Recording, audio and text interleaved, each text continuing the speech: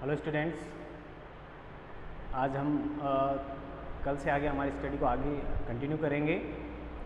जैसा कि कल हमने हमारी तीनों यूनिट्स को डिस्कस कर लिया था और हमें पता लग गया था कि कौन कौन सी चीज़ें हमारे लिए महत्वपूर्ण हैं, इम्पोर्टेंट हैं और किन किन चीज़ों पर हमें कंसंट्रेट करना है। और उनको सबसे बड़ी बात मैं आपको बता दूं कि जब आप इस पेपर को तैयार करें तो आप साथ में न्यूज़पेपर रीडिंग,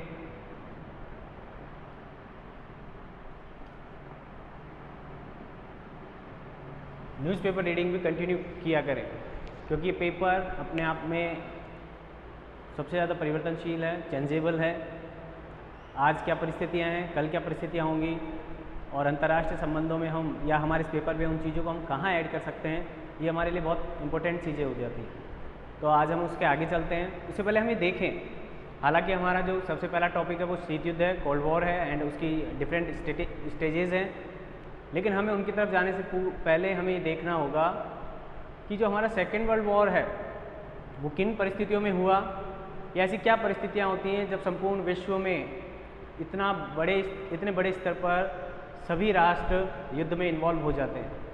अगर हम उन परिस्थितियों का पहले ही पूर्वानुमान लगा लें या पूर्व अध्ययन कर लें तो शायद हम आने वाले समय में आने वाले जो पीढ़ियाँ हैं या आने वाली जो जनरेशन है उसको इस युद्ध की भीषणता से या युद्ध के इस खतरनाक परिणामों से बचा सकेंगे। और ऐसा माना भी जा रहा है कि आने वाले समय में कई बार तीसरे विश्व युद्ध की परिस्थितियां बनी हैं, लेकिन अंतर्राष्ट्रीय स्तर पर जो राष्ट्र हैं या संस्थाएं हैं, अंतर्राष्ट्रीय संस्थाएं हैं, उनके कार्यों या प्रभावशाली नेतृत्व की वजह से वो परिस्थितियां टल गई है। फिर भी ऐसा माना जाता है कि आने वाले समय में जो तीसरा विश्व युद्ध होगा वो पानी के लिए हो सकता है। तो ये हमारा पूर्वांकलन है, पूर्वानुमान है, हम श्योर नहीं कह सकते। शायद उससे पहले भी ऐसी कोई परिस्थिति हो सकती है, हम चाहते नहीं हैं हो, लेकिन हो सकती है कि तीसरा विश्व युद्ध हो जाए। तो सबसे पहले तो मैं आपको डिस्कस करेंगे तो उनमें हम कारणों को देखेंगे, सेकेंड वर्ल्ड वॉर के क्या रीजन्स थे।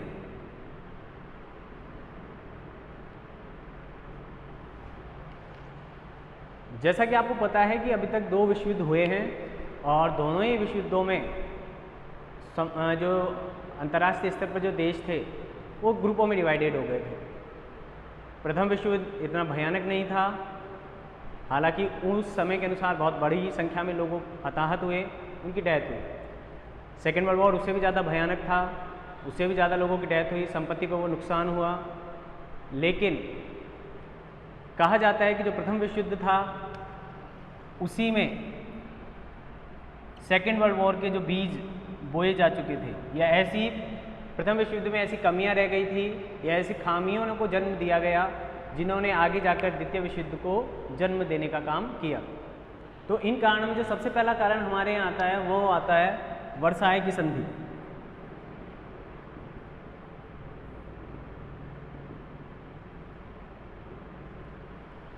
हालांकि मैं आपको आगे काल क्रमानुसार इनकी डेट्स भी बताएंगे ताकि आप किसी जगह कंफ्यूज नहीं रहे। वर्साय की संधि के बारे में ऐसा कहा जाता है, मैं सबसे पहले आपको बता दूं, वर्साय फ्रांस में, सबसे इंपॉर्टेंट बात ये ध्यान रखें आप, कई बार ऐसा आ जाता है कि वर्साय है का, वर्साय फ्रांस में है। और फ्रांस और जर्मनी की शत्रुता नई नहीं थी।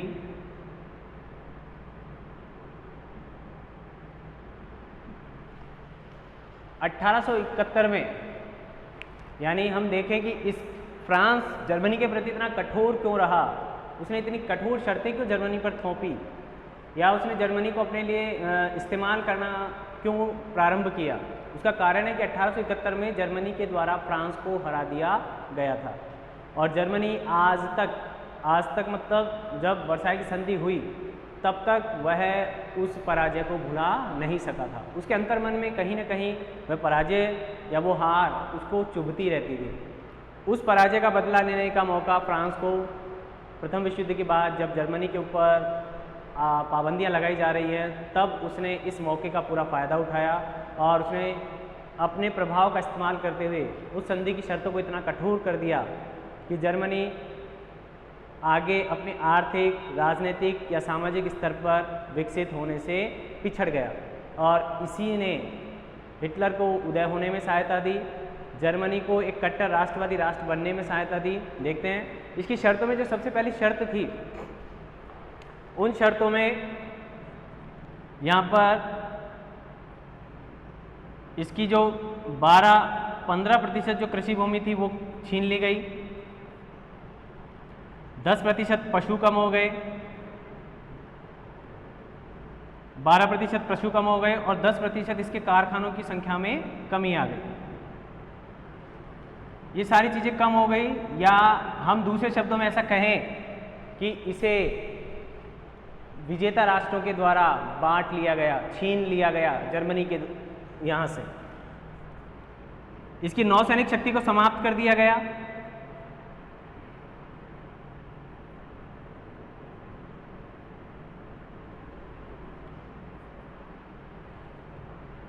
जो स्थल सेना थी, या जिसको हम सेना कहते हैं, आर्मी कहते हैं, उस आर्मी की संख्या 1 लाख निश्चित कर दी गई, सीमित कर दिया गया। यानी बाहर के लोग डिसाइड कर रहे हैं कि जर्मनी की सेना कितनी होगी, नौसैनिक शक्ति होगी या नहीं होगी।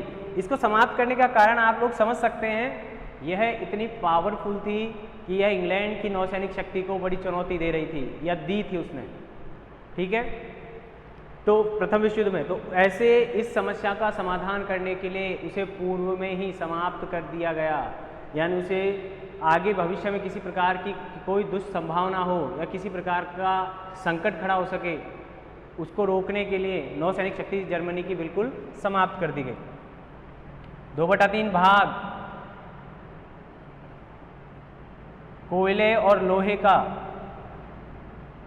जर्मनी से छीन लिया गया, या वो क्षेत्र रूर प्रदेश जैसे वो क्षेत्र जर्मनी से छीन लिए गए। इसके अतिरिक्त जस्ता भी, यानी ये चीज़ें वो जस्ते के क्षेत्र भी जर्मनी से छीन लिए गए। यानी ये वो चीज़ें हैं जो किसी भी राष्ट्र को औद्योगिक रूप से डेवलप होने के लिए बहुत आवश्यक है, और वे ही चीज़ें जर्मनी के यहाँ से छीन ली गई, या उन पर विजेता राष्ट्रों का या मित्र राष्ट्रों का नियंत्रण स्थापित हो गया। इसके बाद भी देखा गया यहाँ ये तो उसके भौगोलिक संसाधनों की कमी, लगभग 60 से 70 लाख पॉपुलेशन कम हो गई, उसका 1/3 क्षेत्र जर्मनी का क्षेत्रफल कम कर दिया गया। आप देखिए इतना पंगु, यानी जर्मनी को पूरी तरह से पंगु बनाने का काम किया गया वर्साई की संधि के माध्यम से, क्योंकि जर्मनी ने जितनी प्रोग्रेस की थी या विकास किया था वह उन राष्ट्रों की आंखों में खटकता था आर्थिक रूप से, लेकिन शायद इसका जो नेतृत्व था वो इस प्रकार से नहीं था कि वो उसे सकारात्मक रास्ते पर ले जाता या सकारात्मक रूप से उसका उपयोग किया जाता। तो इन सब चीज़ों को सेकेंड वर्ल्ड वॉर में प्रमुख कारण के रूप में देखा गया वर्साई की संधि को। ये जबरदस्ती थोपी गई संधि थी, जर्मनी से कोई पूछताछ नहीं की गई, जर्मनी का पक्ष नहीं सुना गया, जर्मनी केवल मात्र जर्मनी को ही पूरी तरह से उसके लिए उत्तरदायी ठहरा दिया गया था फर्स्ट वर्ल्ड वॉर के लिए। तो आगे देखें, इसके अलावा आप देखें यहाँ पर वाइमर गणराज्य की स्थापना की गई थी, जो कि उचित नहीं था। वाइमर गणराज्य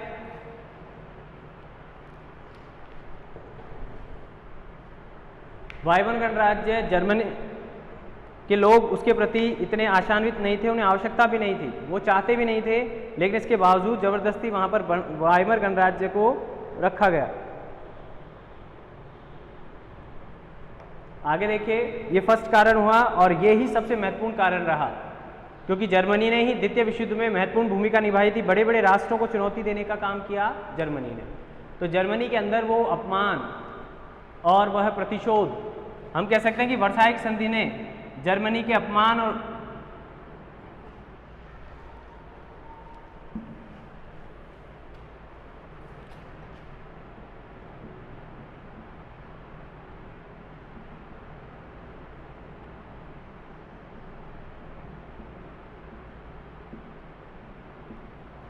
और इसने इसे प्रतिशोध के रूप में से लिया। जर्मनी ने अपना प्रतिशोध लेने के लिए ही वर्साई की संधि को एक कांटे की तरह या एक हथियार की तरह प्रयोग किया। आगे हिटलर इसी संधि की दुहाई देते हुए जर्मन के लोगों को अपनी तरफ आकर्षित करेगा, एकजुट करेगा और उन्हें युद्ध में झोंक देगा, ऐसा कहा जाता है। आगे चले,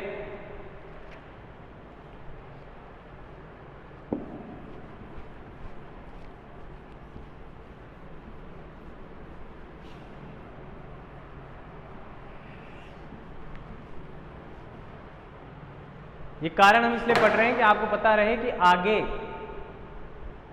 यही कारण वर्तमान में भी परिलक्षित हो रहे हैं। वर्तमान में भी धीरे धीरे जो राष्ट्र हैं, हालांकि आज साम्राज्यवाद इतना है नहीं, आर्थिक साम्राज्यवाद ने भौगोलिक साम्राज्यवाद का स्थान ले लिया है। दूसरा कारण अगर हम देखें तो वो भी महत्वपूर्ण कारण है,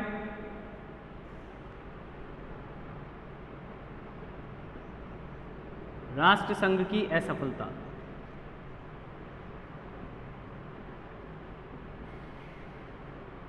या इसको दूसरा बिंदु भी नाम दे देते हैं कुछ लोग, या कई बार इस बिंदु के रूप में भी इसका प्रयोग किया जाता है। सामूहिक सुरक्षा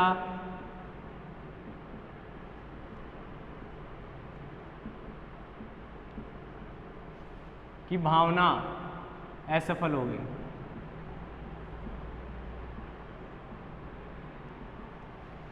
आप देखिए, राष्ट्र संघ का निर्माण किया गया था प्रथम विश्व युद्ध के बाद, और उसका दायित्व ये दिया गया था कि वह आने वाले समय में उन परिस्थितियों या उन स्थितियों पर नियंत्रण रखेगा, नज़र रखेगा, उन्हें संतुलित करेगा जो कि संपूर्ण राष्ट्र को विश्व युद्ध की तरफ अग्रसर करती हैं। लेकिन जैसा कि आपको पता है कि जब तक विश्व के मुखिया या बड़े राष्ट्र उसमें शामिल नहीं होंगे या शामिल होकर सक्रिय नहीं रहेंगे, तब तक कोई भी अंतर्राष्ट्रीय संस्था इतने बड़े स्तर पर सफल नहीं हो सकती है। तो प्रथम विश्व युद्ध के बाद अमेरिका ने राष्ट्र संघ में शामिल होने से इनकार कर दिया या वो शामिल नहीं हुआ, और जो राष्ट्र उसमें शामिल थे वह अपने अपने स्वार्थों को लेकर ज़्यादा जागरूक थे। जब उन्हें अपने स्वार्थों को पूरा करने का मौका मिलता तो वह सर्वप्रथम अपने निजी या राष्ट्र हितों को महत्व देते, और इसके फलस्वरूप अन्य राष्ट्रों से उनके संबंध खराब होते, उनके मध्य कटुता उत्पन्न होती, और धीरे धीरे वही कटुता राष्ट्रसंघ से अलग होने में, बाहर निकलने का कारण बन जाती थी। और दूसरी बात सबसे बड़ी जो आज भी है, शायद संयुक्त राष्ट्र संघ में भी वो कमी है जो राष्ट्र संघ में रही थी, इनके आर्थिक संसाधन नहीं है, और दूसरा इनकी अपनी निजी सेना नहीं है। इस कारण इन्हें सदस्य राष्ट्रों पर निर्भर होना पड़ता है, और सदस्य राष्ट्र अपने हितों को देखते हुए राष्ट्र संघ की सहायता करते थे, और जब उनके आपसी सदस्य देशों के साथ संबंध खराब होते थे तो वह राष्ट्र संघ की सहायता करने से इनकार कर देते थे, या फिर वह उसके कार्य में बाधाएं उत्पन्न करते थे, जिसके कारण ये राष्ट्र संघ असफल हुआ, और इसकी असफलता का परिणाम विश्व को एक और विश्व युद्ध देखने को मिला। तो मेन बात ये थी कि इनकी खुद की आर्थिक स्थिति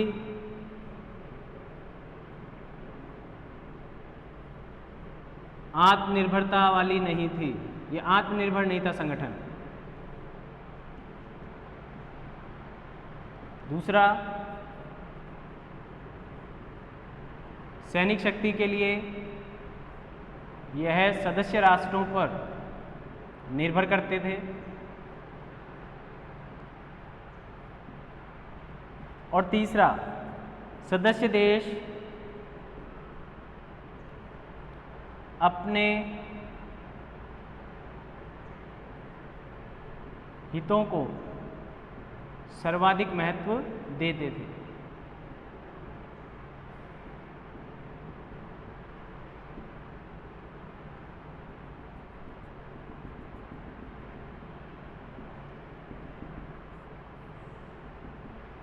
तो ये जो तीन प्रमुख कारण थे, इनकी वजह से राष्ट्र संघ को असफलता का मुंह देखना पड़ा, और जिसकी परिणति ये रही कि कोई मुखिया या कोई लीडर ऐसा नहीं था जो अंतर्राष्ट्रीय स्तर पर तनाव को कम करने का काम कर सकता हो। आगे देखते हैं, जो तीसरा प्रमुख कारण है संयुक्त राष्ट्र संघ की असफलता, राष्ट्र संघ की असफलता के अलावा जो आज भी वर्तमान में आप सुनते होंगे, अभी बात करेंगे तो आपको याद आ जाएगा, वो भी कोई छोटा मोटा कारण नहीं है। तीसरा महत्वपूर्ण कारण है तुष्टीकरण की नीति।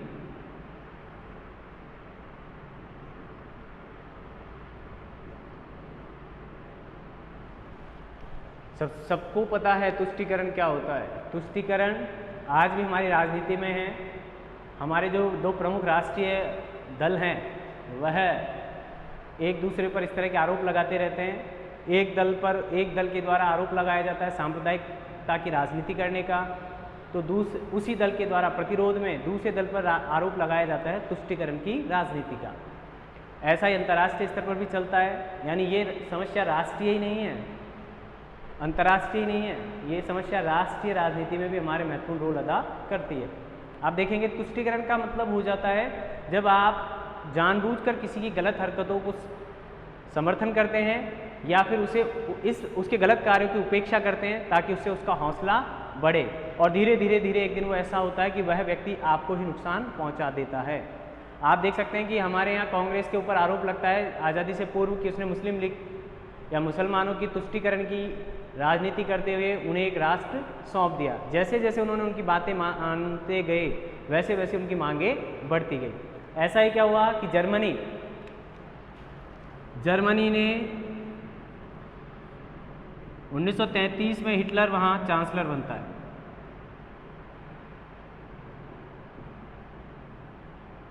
और जैसा कि मैंने आपको बताया उसने वर्साई की संधि की शर्तों को लेकर जर्मन की जनता में एक अलग तरह का माहौल बनाया, उन्हें अपने पक्ष में करने का काम किया। तो जब जर्मनी का चांसलर हिटलर बनता है तो उसके माध्यम से ये कार्य किया जाता है कि वह सबसे पहले काम क्या करता है, वर्साई की संधियों का उल्लंघन करना प्रारंभ कर देता है। वर्साई की संधियों को तोड़ने का प्रारंभ करता है तो ब्रिटेन और फ्रांस के द्वारा किसी प्रकार का कोई विरोध नहीं किया जाता, उसे वह रोकने का काम नहीं करते हैं। या तो हो सकता है कि उन्हें लगता हो कि वो उसे रोक नहीं पाएंगे, या हो सकता है कि वो इनडायरेक्टली उसकी शक्तियों को बढ़ाना चाहते हैं, क्योंकि वहाँ उस समय उन्हें रूस से भय रहता है। आप जानते हैं कि शत्रु का शत्रु आपका मित्र हो सकता है। तो जर्मनी और रूस के जो आपसी संबंध हैं, या जर्मनी का हौसला इतना बढ़ाना चाहते हैं ताकि वो आगे जाकर रूस के साथ किसी प्रकार की शत्रुता करे और ब्रिटेन और फ्रांस इस बात का फ़ायदा उठा सके। जैसे जर्मनी ने अबिसिनिया या मंचूरिया पर अटैक करके उसको अपने नियंत्रण में किया, यानी अपनी साम्राज्यवादी भावनाओं को बढ़ाने का काम किया, या वर्साई की संधियों का उल्लंघन किया, अपनी नौसैनिक शक्ति को बढ़ाया, उसमें अपने जहाजी बेड़े को मजबूत किया, हथियारों का उत्पादन बढ़ाना शुरू किया, तो ऐसे समय में भी ब्रिटेन और फ्रांस ने इसका विरोध नहीं किया, जिसके फलस्वरूप जर्मनी कह दें या हिटलर कह दें का हौसला इतना बढ़ता गया कि उसने बाद में जाकर फ्रांस और ब्रिटेन पर ही आक्रमण कर दिया या उन्हें ही अपने नियंत्रण में लेने का प्रयास किया। तो हम कह सकते हैं कि तुष्टीकरण की राजनीति एक न एक दिन आगे बढ़कर उस व्यक्ति को तो नुकसान करती है जो उस नीति का पालन कर रहे हैं, उन व्यक्तियों को भी नुकसान करती है जो उसका विरोध नहीं कर पाते हैं। तो आज ऐसा कुछ है नहीं, आज ऐसा कोई राष्ट्र है नहीं जिसकी तुष्टीकरण की नीति का जिसको महाशक्तियों के द्वारा तुष्ट किया जा रहा हो या उसकी गलत नीतियों का समर्थन किया जा रहा हो। हालांकि परिस्थितियां बदलती रहती हैं अंतर्राष्ट्रीय स्तर पर, आप लंबे समय तक स्थायी तौर पर ये नहीं कह सकते कि ये नीति पालन होगी या नहीं होगी। हालांकि आज भी कुछ राष्ट्रों की मित्रता है, बड़े राष्ट्रों की मित्रता है, वे प्रत्यक्ष तौर पर एक दूसरे के सामने या डायरेक्ट किसी प्रकार का कोई युद्ध करने का साहस नहीं करते हैं, इनडायरेक्टली सपोर्ट करते हैं। आगे चलें आप। इसके बाद आती है एक और कारण आता है, फोर्थ जो महत्वपूर्ण कारण है, आर्थिक मंदी।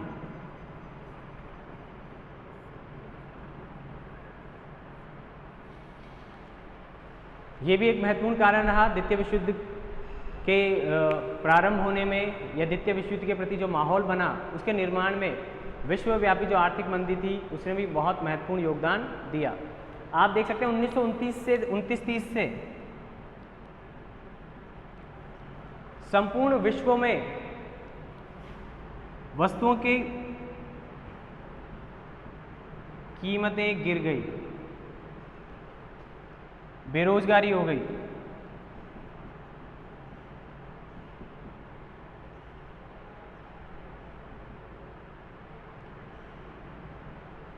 डाउन हो गई और बेरोजगारी बढ़ती जा रही है। बेरोजगारी बढ़ने से समाज में या हमारे आसपास के परिवेश में संघर्ष बढ़ रहा है, लोग आपस में या राष्ट्र आपस में संघर्ष कर रहे हैं। राष्ट्रों की या बड़े या जो शक्तिशाली जो राष्ट्र हैं उनकी ये आकांक्षा है कि हम ज़्यादा से ज़्यादा उपजाऊ क्षेत्रों को ले लें या संसाधनों से युक्त प्रदेशों पर अपना नियंत्रण स्थापित कर लें ताकि हम अपने उत्पादन को सस्ता कर सकें, या उन उत्पादन के क्षेत्रों पर नियंत्रण कर हम मनचाही वस्तु का उत्पादन करें और उसे मनचाही कीमत पर बेच सकें।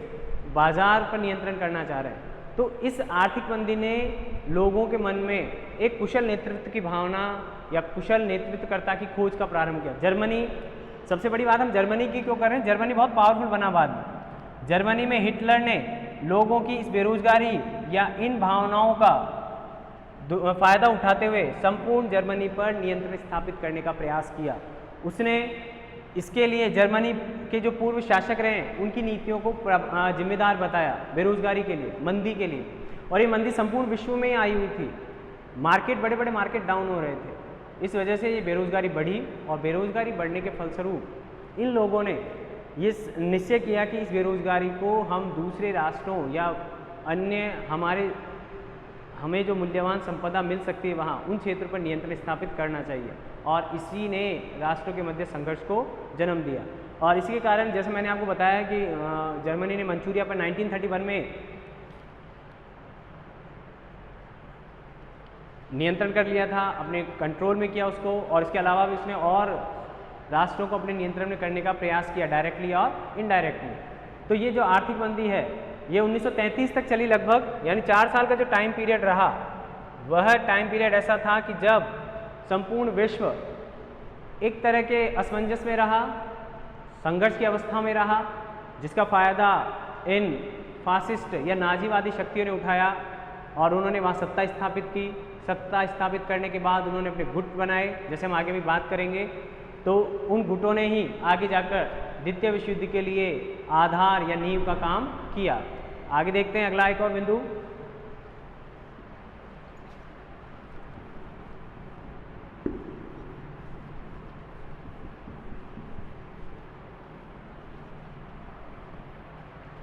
आप भी कभी कभी घर में युद्ध करते होंगे तो आप एकदम से जाते हैं, थोड़ी चढ़ जाते हैं कि आज हमको इससे लड़ना है, भाई से लड़ना है, बहन से लड़ना है। वहाँ भी हम परिस्थितियाँ देखते हैं, कौन हमारे पक्ष में है, कौन हमारे पक्ष में नहीं है, हमारी मांगे वाजिब हैं या गैर वाजिब हैं, या इस तरह की हम चीज़ें रखते हैं कि हम सही चीज़ की तरफ जा रहे हैं, हम कोई ऐसी मांग तो नहीं कर रहे जो घर वाले पूरी नहीं कर पाएँ, या इस तरह का जो माहौल होता है ऐसा का ऐसा अंतर्राष्ट्रीय स्तर पर होता है। आप कब किन संसाधनों की आपको आवश्यकता पड़ने वाली है, आप किस चीज़ के लिए कैपेबल हैं या किस चीज़ का विरोध कर सकते हैं, या ऐसा कौन सा बिंदु है जिस पर आप अन्य लोगों को अपने साथ जोड़ सकते हैं।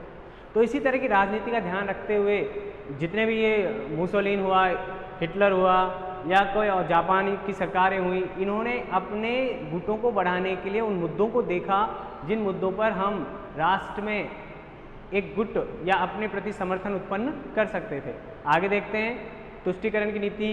एक बार हम रिवाइज कर लें। पहला हमने बोला था वर्साई की संधि, उसके बाद आया राष्ट्रसंघ की असफलता, उसके बाद हमने देखा तुष्टीकरण की नीति, उसके बाद हमने अभी देखा आर्थिक मंदी। आगे चलते हैं साम्राज्यवादी भावना।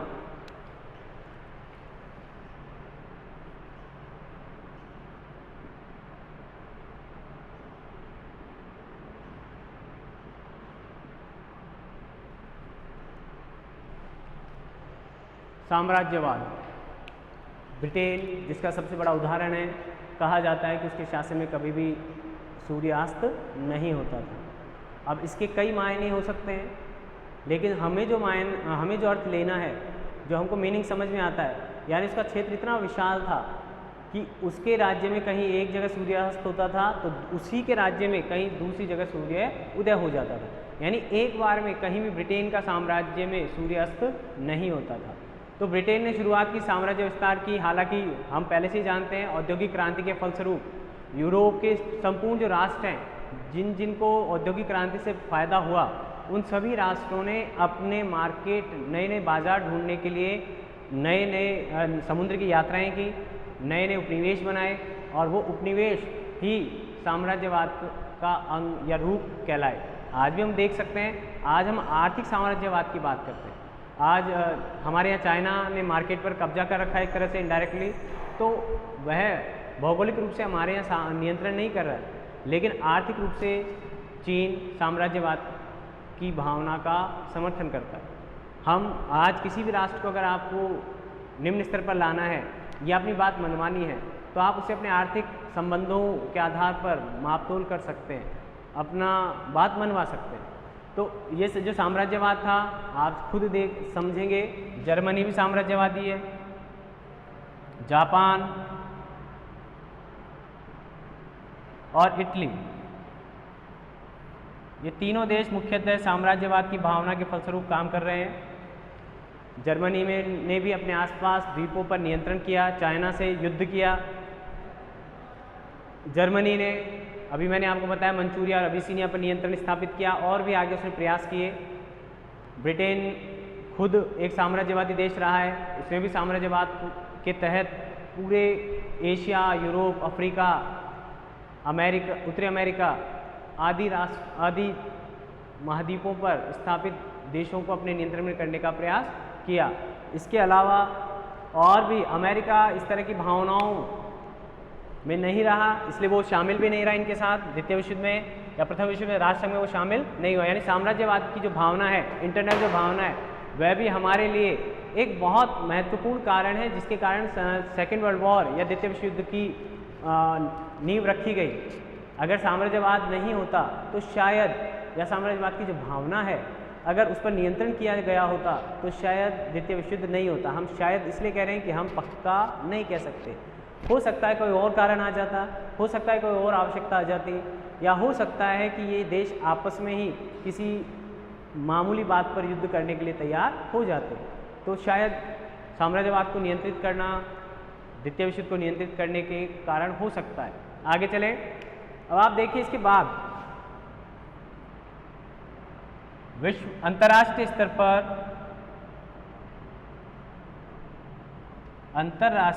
पर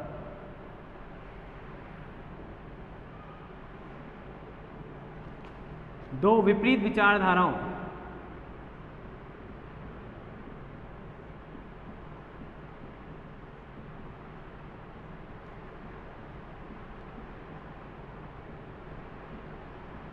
अब ये जो दो विपरीत गुट हैं वह आर्थिक स्तर पर भी विपरीत हो सकते हैं, यानी आर्थिक सोच भी इनकी अलग हो सकती है।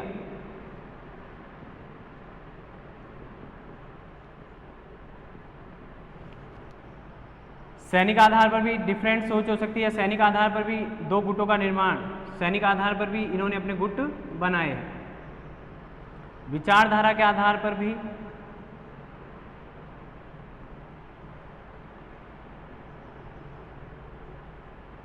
यानी अगर हम कहें तो आप जानते हैं उन दो गुटों को, आप बड़े अच्छे तरीके से जानते हैं। एक तो मित्र राष्ट्र थे या मित्र राष्ट्रों का गुट था, और दूसरी तरफ धुरी राष्ट्र थे।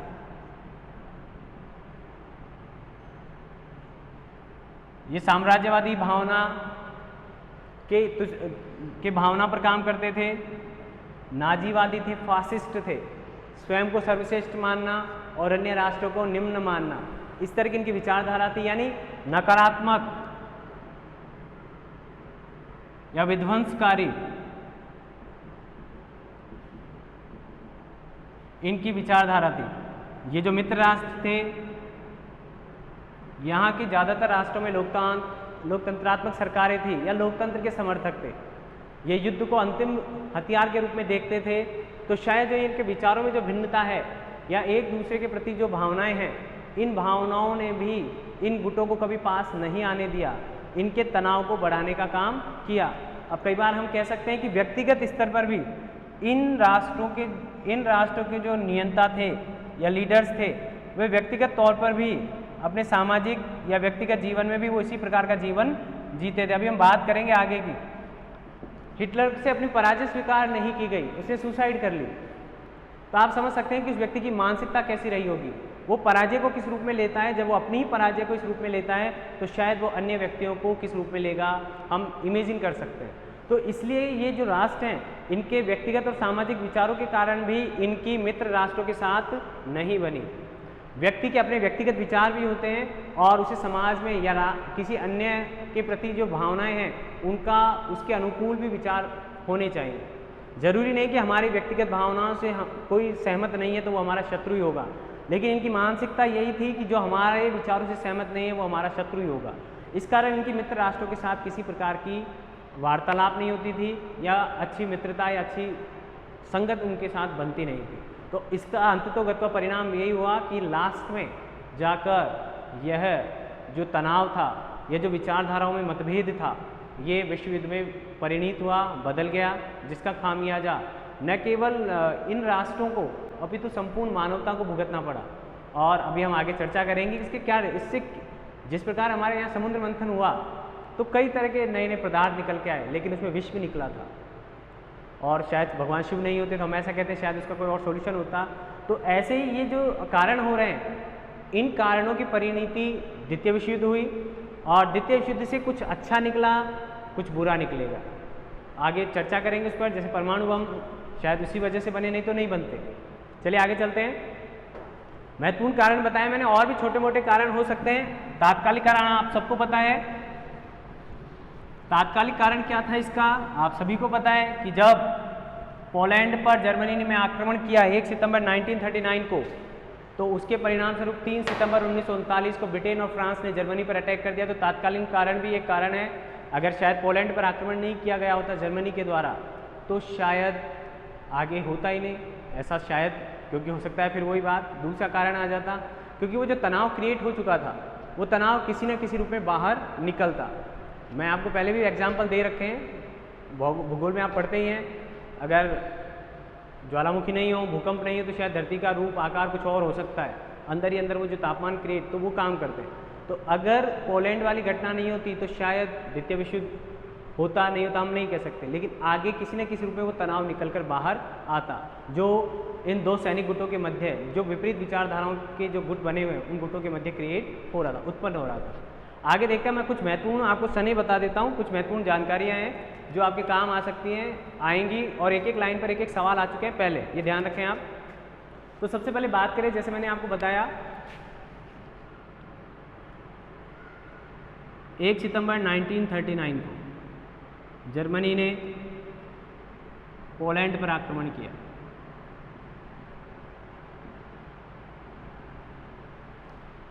कुछ लोग पूछते हैं कि सेकेंड वर्ल्ड वॉर शुरू कब हुआ, 1 से या 3 से। तो मैं 1 तारीख कहता हूँ, क्योंकि अगर यही कारण नहीं होता तो वो नहीं होता। तो फिर फ्रांस और ब्रिटेन ने, और आपको कारण पता है, डेंजिंग पर नियंत्रण चाहता था जर्मनी, और पोलैंड ने इनकार कर दिया था। और मैंने भी आपको बताया कि व्यक्तिगत सोच भी हो जाते। हिटलर ने देखा कि मुझे ये छोटा सा राष्ट्र, मेरे आगे कमजोर राष्ट्र, मुझे इनकार कैसे कर सकता है। आज इसकी इतनी हिम्मत हो गई, या कुछ और भी धारणाएं हो सकती हैं, मैं नहीं कह सकता, मैं हिटलर नहीं हूँ।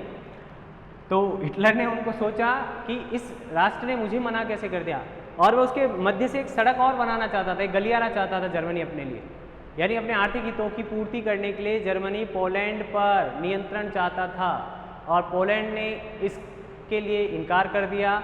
और इस इनकार के कारण ही हिटलर की जो साम्राज्यवादी भावना थी या तानाशाही जो सोच थी, उससे ये सहन नहीं हुआ, उसने पोलैंड पर आक्रमण किया, और जिसके फलस्वरूप फ्रांस और ब्रिटेन ने जर्मनी पर आक्रमण कर दिया।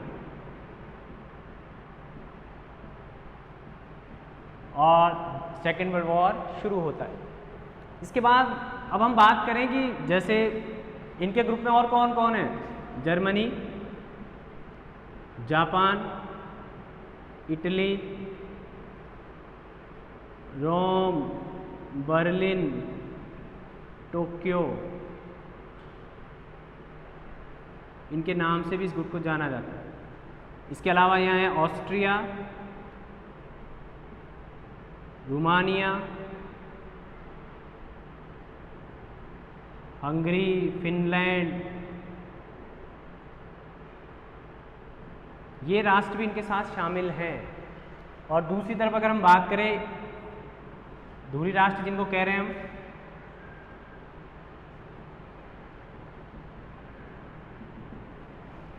दूसरी ओर देखिए फ्रांस और ब्रिटेन के साथ कौन कौन है, रूस बाद में शामिल हुआ, अमेरिका, अभी बात करेंगे अमेरिका क्यों शामिल हुआ। अमेरिका पूंजीवादी देश है, आप जानते हैं व्यापारी किसी की लड़ाई में नहीं पड़ते हैं जब तक उनके ऊपर खुद के ऊपर कोई अटैक नहीं होता है या उनके ऊपर खुद पर कोई संकट नहीं आ रहा होता है। तो अमेरिका पहले शामिल नहीं है, 1939 से लेकर लगभग 1944 तक, 44-45 तक, उससे पहले कोई मतलब ही नहीं है उसको। फ्रांस, ब्रिटेन, इंग्लैंड ये मुख्य हैं, आज भी ये राष्ट्र मुख्य राष्ट्रों के रूप में हैं बहुध्रुवीय विश्व में, 1, 2, 3, 4, और भी छोटे छोटे राष्ट्र जो इनके साइड नहीं थे, इस तरफ थे। आगे देखें तो हमने बात की कि ये कौन से राष्ट्र हो गए,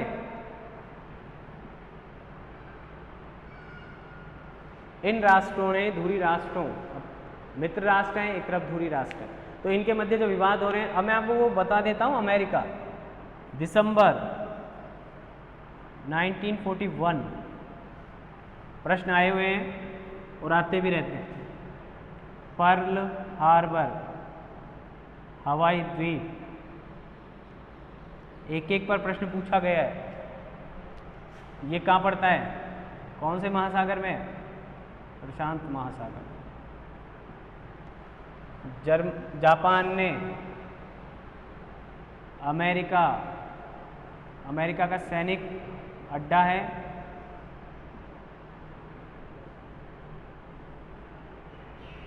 अमेरिकी सैनिक अड्डा है ये, इस पर अटैक कर दिया और उसके जो पोत हैं उन्हें डुबो दिया।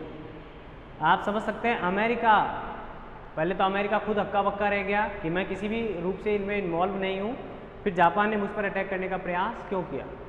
अब हम इसकी बात करें तो पर्ल हार्बर जापान के निकट ही एक सैनिक हवाई अड्डा है, तो जापान को हमेशा खटकता रहता था, या दूसरा कारण ये है कि जापान को लगता था कि मेरी शक्ति बहुत बढ़ गई है, उसे अपनी सैनिक शक्ति पर बहुत ज़्यादा भरोसा था, और साम्राज्यवादी जैसी हमने बात की है तो वो भी अपनी सीमाओं का विस्तार करना चाहता था।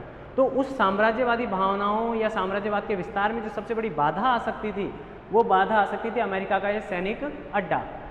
तो उसने सबसे पहले सैनिक अड्डे को ही अपने निशाने पर लिया और उस पर नियंत्रण स्थापित करने का प्रयास किया। अब आप देखिए, अमेरिका 1941 में अमेरिका पर अटैक किया है जापान के द्वारा। अब अमेरिका शांत नहीं बैठेगा, हमको पता है सीधी सी बात। अमेरिका ने बहुत सब्र लिया, बहुत, लेकिन इसने इनडायरेक्टली अटैक नहीं और डायरेक्टली किसी राष्ट्र पर, जापान पर अटैक नहीं किया है। इसने इनडायरेक्टली मित्र राष्ट्रों को सैनिक सहायता उपलब्ध करवा रहा है, किसी प्रकार की और कोई अन्य सहायता चाह रही है तो वो इसने प्रारंभ कर दिया, मित्र राष्ट्रों की हेल्प करना इसने प्रारंभ किया। अभी इसका बदला लेता है 1945 में। आज तो शायद ज़्यादा डेट हो गई, एक दिन आगे खिसक गए हम। 6 अगस्त 1945 को अमेरिका ने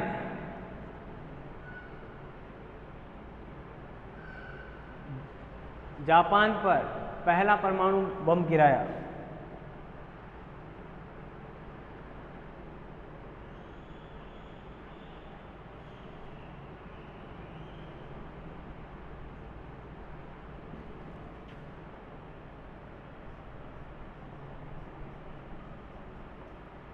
दूसरा, हिरोशिमा नागासाकी।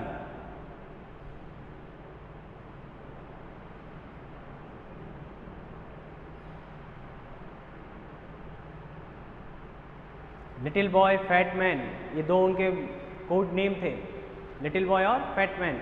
हिरोशिमा नागासाकी दो। अब आप समझ सकते हैं इन दो पर क्यों महत्वपूर्ण औद्योगिक नगर हैं जापान के, तो उसकी आर्थिक स्थिति को कमजोर करने के लिए या उसके औद्योगिक पावर को कम करने के लिए सबसे पहले इन दो शहरों को निशाना बनाया गया। अब आप देखिए कितना सब्र किया, 1941 में से लेकर 45 तक इसने ये बम बनाए, परमाणु बम बनाए। मैं जो विश्व की बात कर रहा था, मैं सेकेंड वर्ल्ड वॉर के, ये विश्व निकल के आया। और भी बहुत सारी अनावश्यक चीज़ें निकल कर आएंगी, लेकिन ये परमाणु बम आज तक आज भी मानवता या पृथ्वी डर पे है। कभी भी परमाणु युद्ध छिड़ जाए तो शायद पृथ्वी पर कई बार जीवन नष्ट हो सकता है, इतना परमाणु बम हमारे पास वर्तमान में है।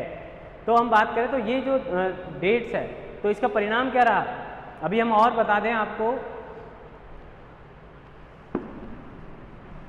जानकारियां हैं, नई है, हम बेस पढ़ रहे हैं एक तरह से। अभी जब हम शीत युद्ध शुरू करेंगे तो काम आएंगे हमारे।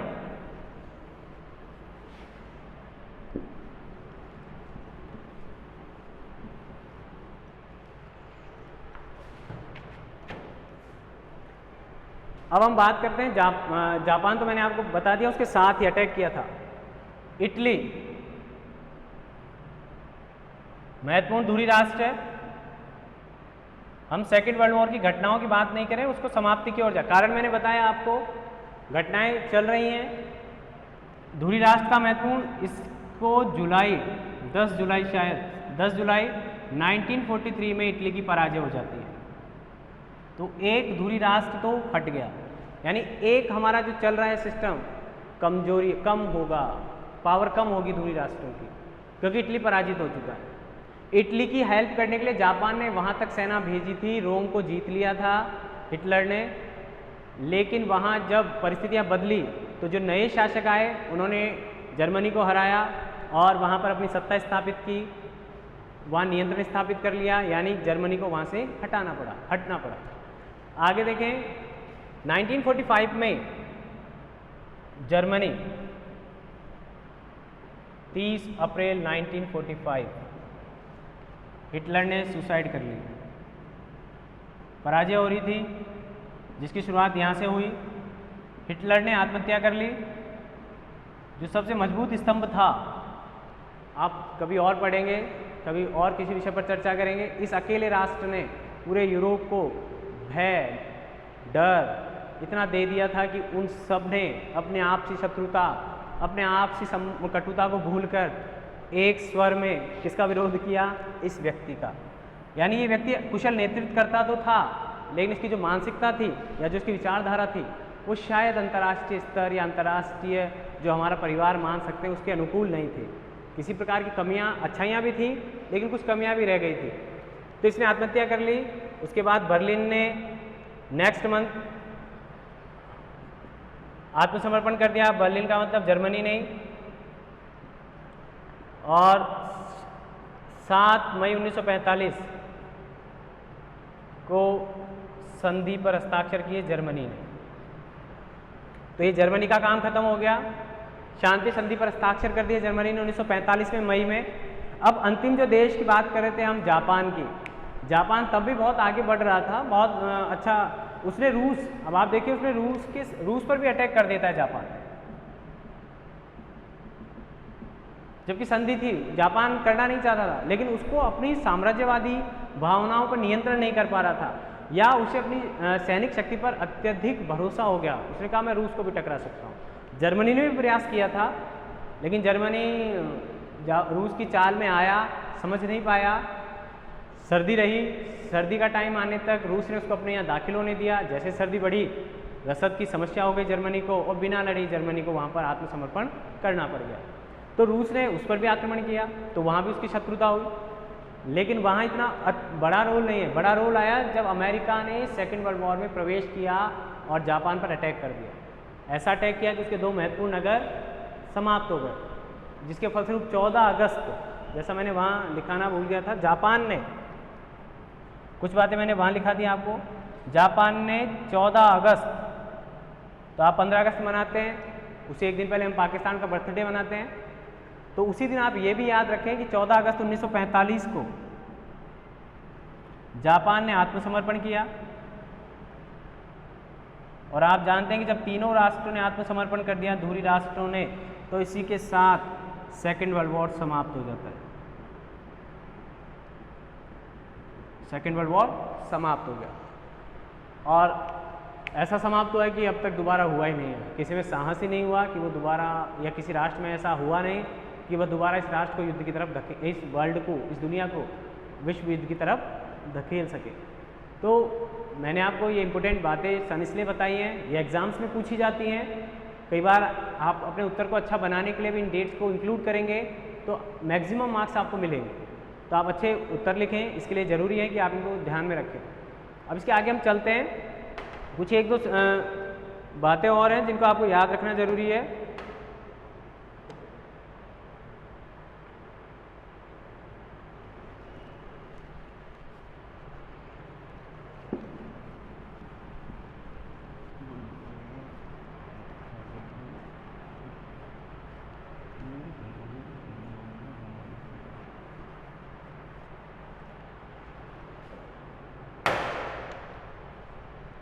सेकेंड वर्ल्ड वॉर के बाद इन 3 राष्ट्रों के अलावा और हम बात कर लें, हंगरी,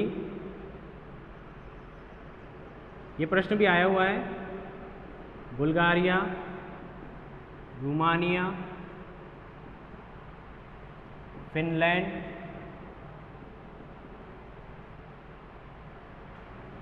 इटली। इनके साथ 1947 में जो मित्र राष्ट्र थे, जो विजेता राष्ट्र थे, उन्होंने शांति समझौते कर लिए थे। अगर ये नहीं होते तो आप समझ सकते हैं कि फिर वो जो शांति है वो स्थायी नहीं रह सकती है। और आप दूसरी बात और देखिए, आपको ये याद रहनी चाहिए बार बार,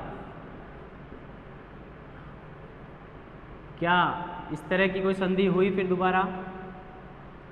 क्या इस तरह की कोई कठोर शर्तें इन पराजित राष्ट्रों पर सौंपी गई, थोपी गई, इन पर लगाई गई? इनकी इच्छा के विरुद्ध कुछ भी ऐसा नहीं हुआ। इन्हें बस शांति समझौते में शामिल किया गया, इन पर कोई कठोर शर्तें लागू नहीं की गई, किसी तरह का अपमानजनक व्यवहार नहीं किया गया, बस भविष्य में किसी प्रकार के युद्ध में इन्वॉल्व नहीं हो, इस तरह की छोटी मोटी शर्तों को इन्वॉल्व किया गया। तो क्यों? आपको पता है, क्योंकि हो सकता है कि जिस तरह वर्साय की संधि ने सेकेंड वर्ल्ड वॉर कराया, तो शायद इन पर किसी तरह की कोई कठोर शर्तें लगाई जाती तो हम आने वाले टाइम में एक और विश्व युद्ध देख सकते थे। तो इसलिए इन विश्व की महाशक्तियों ने या मित्र राष्ट्रों ने या विजेता राष्ट्रों ने इस बार थोड़ी शालीनता, थोड़ी सज्जनता का परिचय दिया, या व्यक्तिगत शत्रुता को भुलाकर अंतर्राष्ट्रीय राजनीति को या अंतर्राष्ट्रीय माहौल को शांतिपूर्ण रखने के लिए इन राष्ट्रों पर किसी तरह की कोई पाबंदियां नहीं लगाई गई। तो इसका ध्यान रखें। तो ये इनके सभी के साथ शांति समझौते हुए, लेकिन अभी भी एक समस्या यहाँ रही जर्मनी की। जर्मनी का डिवाइडेशन हो गया था, आपको पता है, बाद में भी रहा 1949 में। पूर्वी जर्मनी और पश्चिमी जर्मनी। पूर्वी जर्मनी पर नियंत्रण रहा रूस का सेकेंड वर्ल्ड वॉर के बाद, और पश्चिम जर्मनी पर रहा मित्र राष्ट्रों का, फ्रांस, ब्रिटेन, अमेरिका। तो रूस और ये आपस में मित्र नहीं है कहीं भी, मजबूरी में मित्रता हो जाए तो वो मित्रता नहीं है। तो इनकी वजह से जर्मनी के साथ कोई भी शांति समझौता नहीं हो पाया उस समय।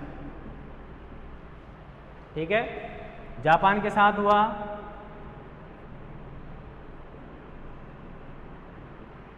(1951) में सितंबर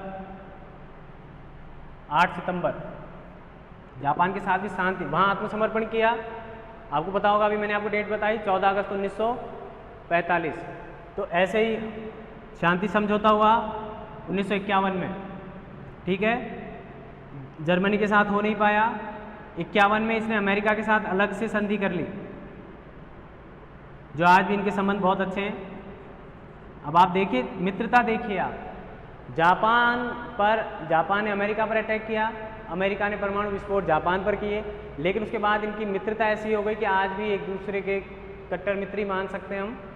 अमेरिका सबसे पहले मौजूद रहता है, जब चाइना और जापान का विवाद रहता है तो अमेरिका सबसे पहले स्टेटमेंट देता है। तो आज ऐसी मित्रता हो गई है। इसलिए मैं बार बार आपसे कहता हूँ कि अंतर्राष्ट्रीय राजनीति कभी भी बदलती रहती है। आपके मित्र स्थायी नहीं है, आपके शत्रु स्थायी नहीं है। ठीक है, तो आज जापान इसके साथ है तो हम कल का कुछ नहीं कह सकते। ठीक है, तो जापान और अमेरिका की मित्रता है, आज भी 51 में हुई उनके साथ, आगे बढ़ती रही। आगे चलते हैं। तो तीनों राष्ट्रों, इन महत्वपूर्ण धुरी राष्ट्रों के साथ, या द्वितीय विश्व युद्ध के नायक मान सकते हैं, खलनायक मान सकते हैं, इनके साथ शांति समझौते हुए, और उसके परिणाम स्वरूप वो शांति स्थायी तौर पर काम कर रही है। आज तक तीसरा विश्व युद्ध नहीं हुआ है। तो ये मैंने आपको बेस बताया, कुछ डेट्स बताई हैं, आपके काम आएंगी। कुछ हमने बिंदु डिस्कस किए हैं। ये बिंदु इसलिए डिस्कस करने ज़रूरी थे कि आज जब भी हम पेपर पढ़ें या आज वर्तमान राजनीति को डिस्कस करें तो हमें पता होना चाहिए कि कौन सा विषय किस दिशा में जा रहा है, तनाव कहाँ क्रिएट हो रहा है, कैसे उसको शांत किया जा सकता है, हमारे एग्जाम के पॉइंट ऑफ व्यू से क्या इंपॉर्टेंट है, भारत के लिए क्या इंपॉर्टेंट है। जैसा कि हम बहुध्रुवीय विश्व में पढ़ेंगे तो भारत इस समय कहीं भी नहीं है, किसी रोल में नहीं है। आपको और बता दूं, फिर आपके मन में ये रहेगा कि भारत सेकेंड वर्ल्ड वॉर में क्या कर रहा था, कहाँ था भारत। तो पहली बात तो भारत उपनिवेश था अंग्रेजों का, तो अंग्रेजों के द्वारा जबरदस्ती प्रथम विश्व युद्ध में भी हमारे सैनिक भेजे गए और द्वितीय विश्व युद्ध में भी भेजे गए।